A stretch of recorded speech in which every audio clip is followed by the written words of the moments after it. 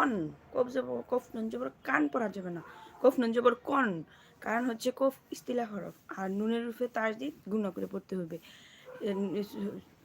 নুনের রূপে নুন বা মিমের রূপে যে তাসদিদ থাকে তো ওয়াজিব গুণা হয়, যেমন কন্যা মিম, মিম সাকিনের বামে মিম আছে।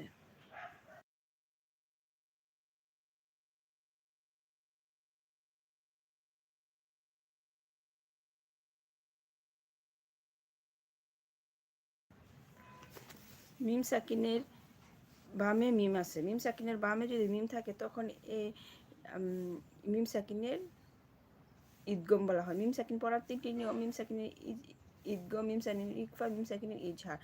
মিম সাকিনের বামে মিম থাকলে গুণা করে পড়তে হয় তাসদিদ ধরে, এবং মিম সাকিনের বামে বা থাকলে গুণা করে পড়তে হয় দুই ঠোঁট বন্ধ করে।